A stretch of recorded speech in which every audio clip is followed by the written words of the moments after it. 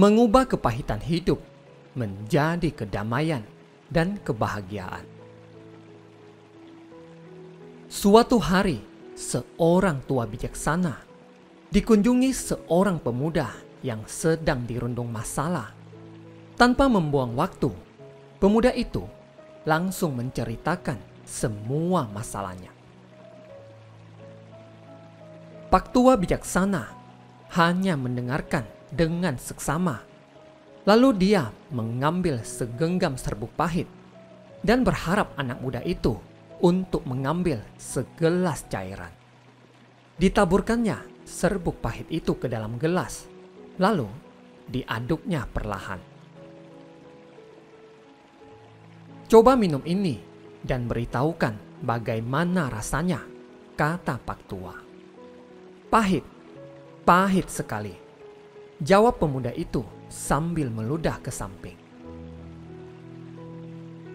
Pak tua itu tersenyum, lalu mengajak tamunya ini untuk berjalan ke tepi telaga belakang rumahnya. Kedua orang itu jalan berdampingan dan sampailah ke tepi telaga yang tenang itu. Sesampai di sana, Pak tua itu kembali menaburkan serbuk pahit ke telaga itu, dan dengan sepotong kayu dia mengaduknya. "Coba naikkan cairan dari telaga ini dan minumlah." Kemudian pemuda ini meminum cairan itu. Pak tua kembali berwawancara lagi kepadanya. "Bagaimana rasanya?" "Segar," kata si pemuda. "Apakah kamu merasakan pahit di dalam cairan itu?" tanya Pak tua. "Tidak," kata pemuda itu. Pak tua tertawa terbahak-bahak sambil berkata, "Anak muda, dengarkan baik-baik. Pahitnya kehidupan, yaitu layaknya segenggam serbuk pahit ini, tak lebih tak kurang. Jumlah dan rasa pahitnya pun sama, dan memang hendak tetap sama. Tetapi kepahitan yang kita rasakan sangat tergantung dari wadah yang kita miliki. Tergantung dari lapang tidaknya hati atau perasaan kita.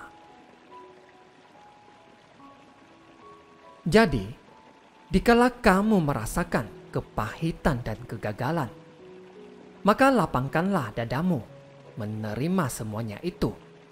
Luaskanlah hatimu untuk menampung setiap kepahitan itu.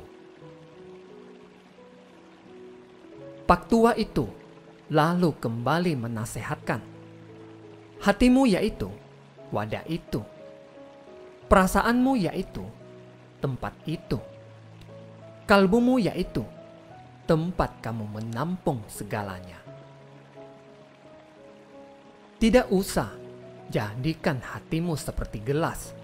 Buatlah hatimu laksana telaga yang mampu menampung setiap kepahitan itu, sehingga kepahitan itu menjadi tidak terasa dan tidak mempengaruhi kesegaran dan kedamaian hatimu." Anak muda, belajarlah menerima kenyataan. Berlatihlah menerima kenyataan. Berlatihlah untuk ikhlas serta mensyukuri setiap kenyataan. Karena itulah yang terbaik bagimu. Dan latihan itu hendak semakin meluaskan daya tampung hatimu. Jikalau kamu mau dan berupaya melatihnya terus-menerus, maka hatimu hendak benar-benar seluas telaga. Dan kamu tidak pernah merasakan kepahitan lagi.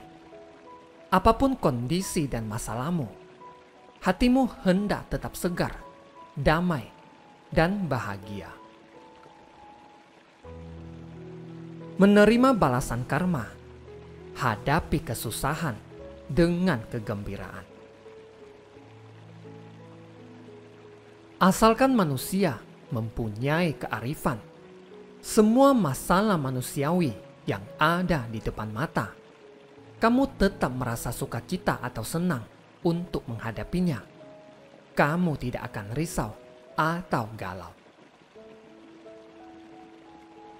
Jikalau tidak ada kearifan, berinteraksi dengan orang lain pun akan menimbulkan kerisauan atau kegalauan. Kalau sudah mempunyai kearifan, setiap saat dengan kondisi apapun akan merasa sangat senang atau gembira. Bisa menikmati berkah keberuntungan dalam hidup ini dikarenakan hasil dari pembinaan berkah kehidupan lampau atau kehidupan lalu. Dan jika merasa menderita dalam hidup ini karena menerima balasan dosa karma yang merupakan hasil perbuatan yang tidak baik di kehidupan sebelumnya dan sudah seharusnya mendapatkannya atau mendapat balasan yang setimpal, tidak akan menyalahkan langit atau Tuhan dan tidak menyalahkan orang lain. Selalu bersenang hati atau bersukacita, melunasi karma dan tidak menciptakan karma lagi. Jangan di satu sisi membayar karma, di sisi lain menciptakan karma. Kalau begitu, karma tidak akan pernah habis dibayar. Harus selalu melunasi, jangan menciptakan yang baru.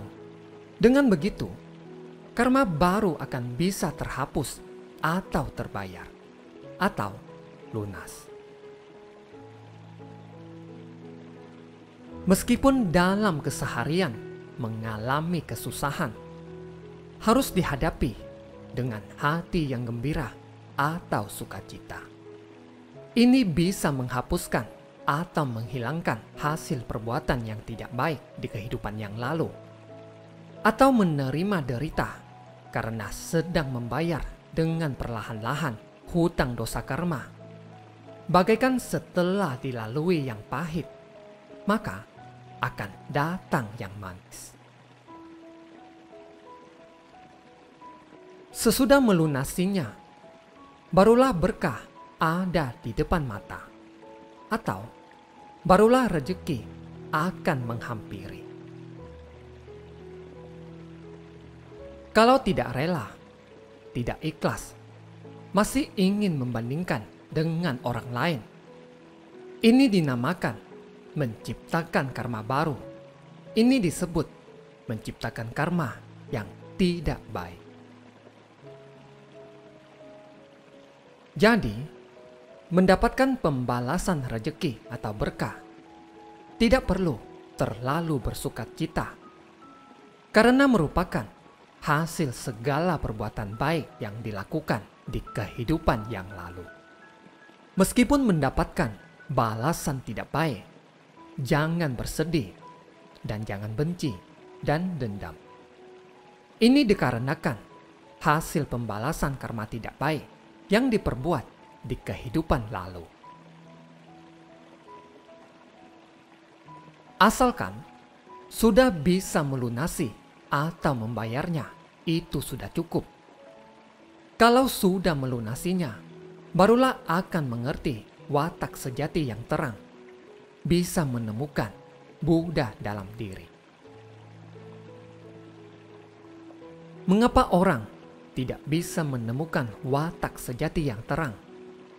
Ini dikarenakan halangan atau hambatan dari karma yang ada. Bisa melunasi karma ini akan lebih baik dari apapun juga. Dosa karma sudah dilunasin, baru ada jodoh yang baik dan bisa bertemu dengan Buddha, baru akan berhasil mencapai kesucian atau kesempurnaan menjadi Buddha. Jikalau tidak membayar karma itu, maka tidak akan bisa lunas, tidak akan bisa mencapai kesempurnaan menjadi Buddha. Meskipun sudah mendekatkan diri mempelajari Dharma Buddha juga tidak akan mengerti. Buddha datang membabarkan kitab suci atau Dharma sejati kepada kamu. Kamu juga tidak bisa memahami. Ini dinamakan kegelapan batin. Atau batin terhalang karma, maka menjadi gelap dan tidak memahami Dharma. Melunasi hutang karma dan bertemu situasi sulit, serta bertemu jodoh buruk, haruslah dengan hati yang tenang dan damai, selalu bersukacita. Harus bisa memastikan tidak memiliki hati yang benci dan dendam, tidak ada hati yang menyalahkan, tidak menampilkan wujud kemarahan. Maka semua karma buruk ini baru bisa terlunasi atau hilangkan. Terima kasih, semoga bermanfaat.